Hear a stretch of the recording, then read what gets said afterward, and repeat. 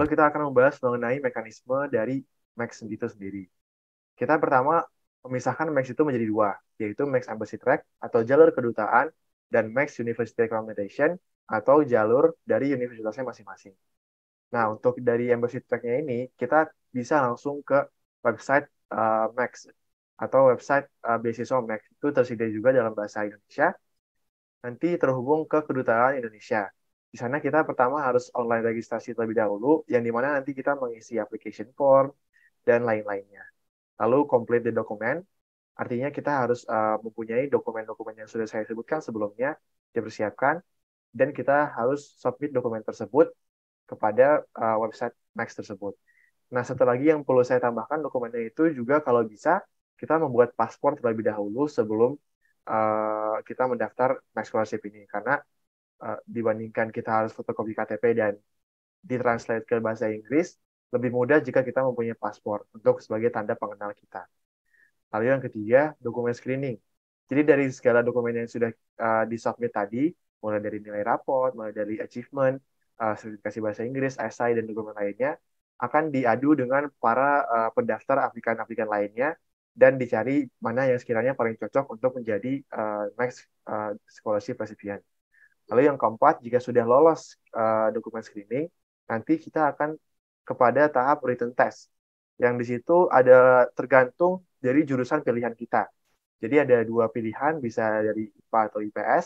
Nah, kalau misalnya kita dari IPA, biasanya itu melibatkan tes dari matematik, fisika, dan kimia. Kalau misalnya kita dari IPS, biasanya melibatkan tes dari matematik dan bahasa Inggris. Itu tergantung dari masing-masing pilihan jurusan studi kita.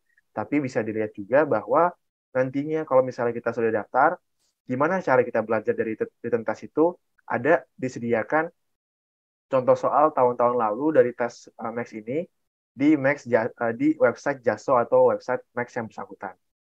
Lalu yang kelima ada interview test. Setelah kita lolos written test ini, kita biasanya diinterview untuk melihat cara pola berpikir kita dan cara kita berbicara dan menyampaikan diri kita.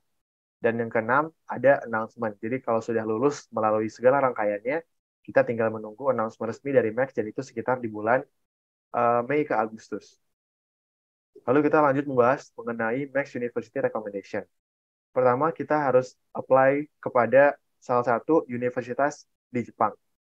Nah, dari situ kita registrasi secara online, kita komplit dokumennya, jadi kita dokumen screening, dan interview testnya.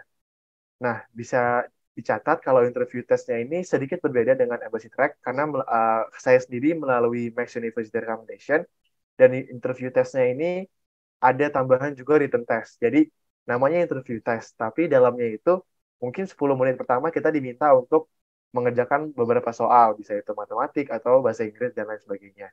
Jadi interview testnya itu ada written testnya juga di dalam.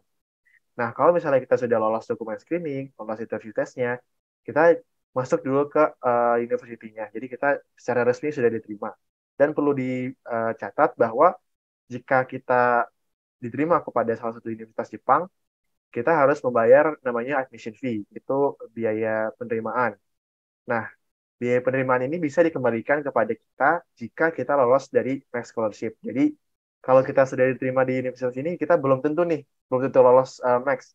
Jadi kita harus tes lagi, lolos lagi, baru kita dapat Max. Nah, kalau misalnya kita bayar di situ, kita belum tentu dibalikin uangnya. Jadi harus lolos dulu, harus bekerja keras dulu, baru nanti dapat kepastian untuk lolos Max dan duit yang kita bayarkan di depan tadi bisa dikembalikan kepada kita. Jadi tahap ketujuhnya kita apply Max through university-nya. Nah, first screening ini biasanya tergantung ya dari masing-masing universitas, bisa ada dokumen screening yang ulang atau dilihat dari interview test yang pertama, atau bisa juga ada screening lain yang disediakan oleh Max-nya. Nah, second screening-nya ini juga tergantung dari universitasnya masing-masing. Jadi tergantung juga di jurusan studinya. Kalau saya, di kasus saya karena ekonomi dan manajemen, jadi tesnya saya yang saya alami adalah presentasi business case melalui research dan lain sebagainya. Jadi harus ada business case-nya dan ada datanya, dan saya presentasikan di depan 3 profesor di universitas tersebut. Lalu yang ke-10, kalau sudah lolos segala tahapnya, nanti kita tinggal menunggu announcement-nya dan itu di sekitar bulan Mei ke Agustus juga. Nah, ini dia salah satu resource-resource yang saya kira sulit untuk dicari oleh para pencari beasiswa karena tidak semua orang tahu mengenai University Recommendation. Banyak orang tahu Max itu hanya melalui Embassy Track yang saya kirimkan link di sini. Ini adalah portal utama dari Embassy Track. Tapi tidak banyak orang yang tahu bahwa Max ini juga tersedia di University Recommendation. Jadi sebenarnya banyak jalur yang bisa kita cari untuk daftar Max. Dan kalau sedikit insight dari saya, kalau kita daftar Max University, kalau kita daftar Max Embassy Track, kita akan bersaing dengan seluruh aplikan dari Indonesia. Dan yang diterima hanya sekitar 8 sampai 16 orang. Tapi kalau kita daftar ke Max University Recommendation, pertama kita bersaing kepada seluruh uh, orang di dunia yang ingin masuk ke dalam salah satu universitas ini. Setelah kita bersaing dengan orang dari seluruh dunia di University Recommendation, kita keterima di universitasnya, kita bersaing lagi dengan orang yang diterima di universitas tersebut untuk mendapatkan max. Nah, mungkin kedengarannya sangat sulit ya dua-duanya.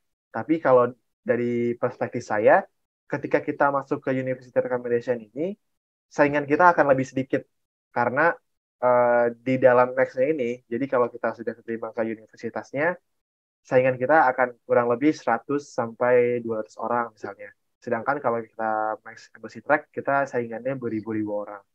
Namun pasti awalnya University Recommendation juga bersaingan dengan beribu-ribu orang. Tapi jangan khawatir kalau misalnya kita punya profil yang tinggi, maka mungkin kita akan lolos dengan mudah. Nah, kalau misalnya kalian tertarik untuk mencari tahu mengenai Max University Recommendation, silakan coba kunjungi beberapa website-website dari universitas di Jepang ini. Ada Kyoto University, University of Hyogo, Tohoku University, Kyushu University, University of Tsukuba, Epi University. Dan juga satu universitas lagi yang saya ingat ada mass scholarship-nya itu, yaitu Osaka University dan Keio University. Jadi kalau misalnya tertarik untuk mencari info, bisa dicek di beberapa universitas tersebut.